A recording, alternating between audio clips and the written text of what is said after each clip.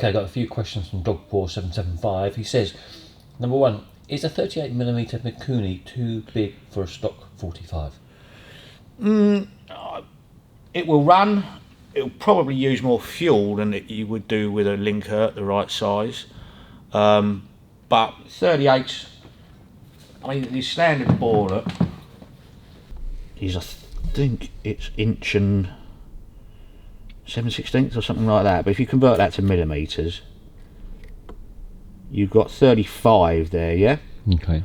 So if you can get a 36, which they will do, they do 36, 30, they go up in 2mm generally on the Mikunis. So a 36 would be nearer your actual size that you want, but it will run on a 38, yeah. But it probably just use a little bit more fuel than you would do. But again, you might have to play around with the jetting a little bit, but 36 is probably nearer.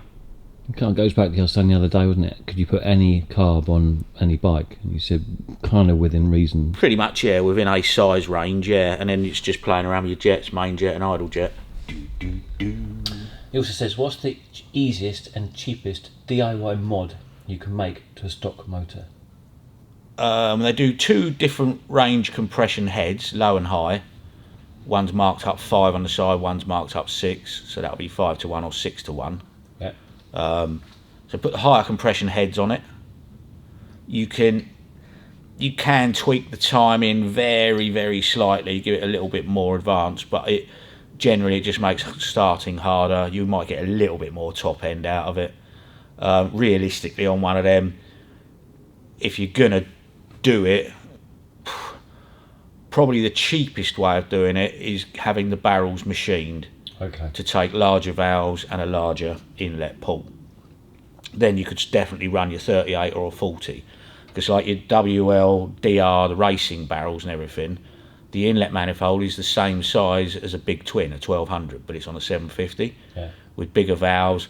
But then you get into the realms of crossed valves, angled valves, all sorts of things. You can only go up a certain amount in size because of the room you've got in there. Yeah.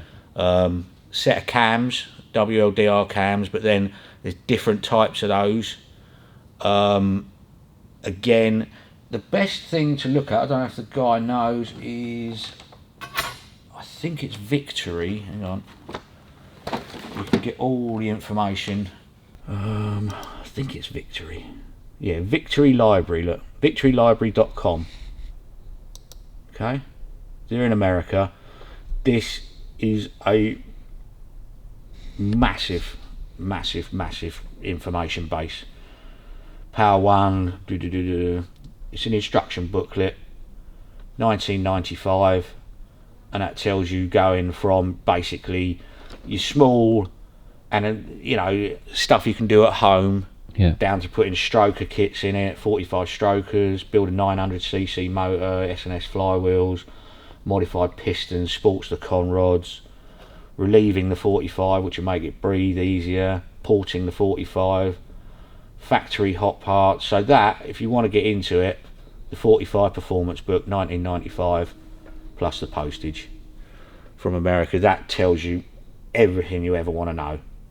That's really useful, isn't it? Yeah, you can go to like putting roller bearings in the bottom of the crank and proper needle bearing big ends, everything. It's got everything in there. But it tells you how to identify, how to mix and match them, crank pins, cams, cam covers, casting numbers, dimensions, cams, flywheel weight, big valves for the 45. Yeah, look, complete instructions to easily install high quality, inexpensive, reliable auto parts for more top end power. Diagrams show how to modify your exhaust valves for a better flow too. Wow. So that's well worth $20 and sitting down and reading it properly before you start hacking anything about. Definitely, yeah. Yeah, it's 58 pages, 33,000 words. I mean, these guys know what they're doing. They do, don't they? Yeah. He also says, how do you get the tank top fuel Petcock / needle to seat properly? Right. The only way I've ever had any luck, that seat's in the bottom of the tank, yeah? That's your rod you pull up and down. Yeah. Obviously, that's the threaded section there. Okay, screws into that. The only thing that seals it is the taper on the bottom of that. Yeah. So what I've done before, we got a lathe, so machine off a very slight bit off the bottom of that threaded area, yeah? You're talking like 5 thou. You don't need any more than that. Yeah. You can do it by file, as long as you can get that thread started again, that's fine. Then put some valve grinding paste on the end of that, on the tapered section, making sure that the seat that it goes in is clean, so you can see if the valve grinding paste is touching it all the way around. Yeah. And then just wiggle it backwards and forwards, wiggle it backwards and forwards, wiggle it backwards and forwards, and then you'll know. Basically, you can't test it by blowing down it to see if it's because there's holes, petrol holes seep out of here. But if you screwed that washer, that spacer, that washer, and that back in the bottom of the petrol tank, and then try to blow through it, you'll know if it's sealing or not. But it's the only way you can do it is take, apart from obviously buying it all new, take a little bit of that thread off so it sits down in the hole further, Yeah.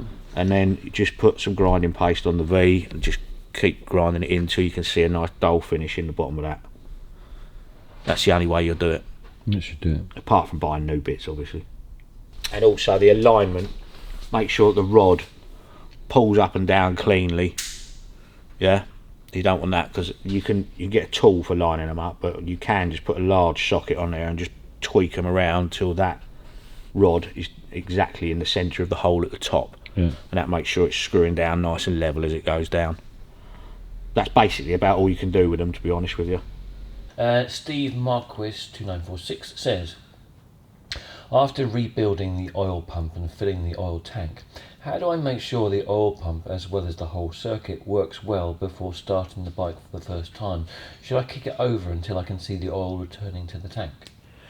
You can do, but that will probably never happen.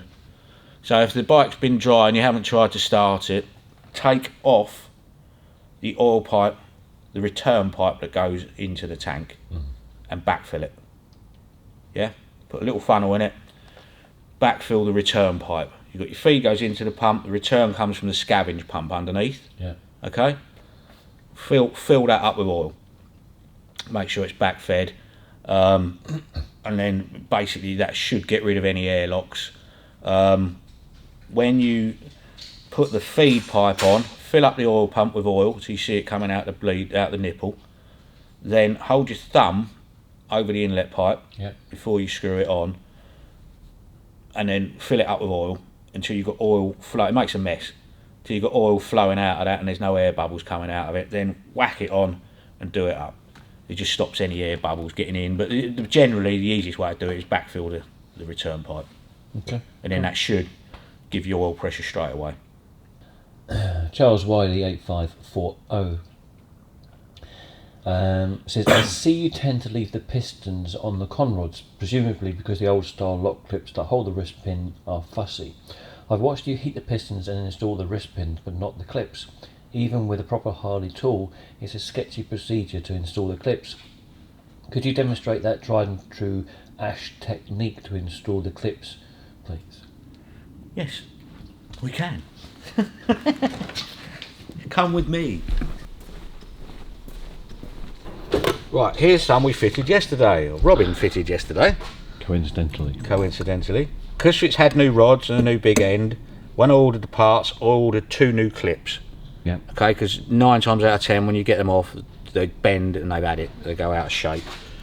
Because they're just a pain in the bum. Right, that and that. That's an old clip, you can see it's out of shape. Okay.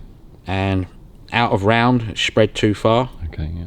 Okay, so what I don't know what the guy means by the official Harley tool, but what I've seen is these.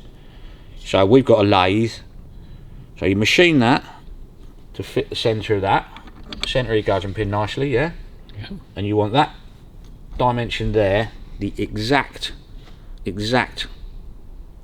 outside dimension of your gudgeon pin. Yep. Okay, you put that in there. Get your new clip. It's generally easier with 2 of you. Put your new clip over there. Okay, I haven't got a hammer, I need a hammer, hold on. And you put that on there, so that just fits the outside dimension. You can push it so far, but then when you get, I mean, these have already got pin clips in them, so then you just tap that in, yeah? Okay. So that's gone completely over the other clip, which shows you how stretched it was. But that's a safest way to do it, because you're putting an equal load on it as it's stretching, yeah? If you haven't got a lathe, just, as I say, you need a dimensional drawing. Take it to your local engineering shop and they'll make you one. It'll probably be a tenner or something. So you want the internal dimension of your gudgeon pin of whatever you're working on, if they've got clips like this. Your external dimension of your gudgeon pin, and then just tapered down so it'll fit the gudgeon pin, so that you can get on there easily. You're not struggling to push it on there in the first place. So you want a nice neat taper, so that doesn't start. Probably a new clip, it'll probably start about there, but that one's stretched to shit. So then you just make up a bit of tube that fits that, because you've got plenty of room there. All it's got to do is fit in there. It hasn't got to be dimensionally correct, as long as it's hitting on that flange all the way around, yeah? Then that'll stretch it nice and evenly as you push it in, yeah? Okay? Nice and easy. Yeah, that's it. So not a hard thing to make. You know, like say, local engineering shop will knock you one of them up. You want it out of reasonably hard steel. You see that one's getting scratched now, but I can just put that on the lathe with some sandpaper and buzz it up. Yeah, that's it realistically. Getting them off, I haven't found a decent tool for getting them off. They're just an absolute pain in the arse. Oh, okay. Yeah, I'm sure there is a Harley Davidson tool, but I haven't seen one. Yeah, so just circlip pliers, and that's why they end up bent like that.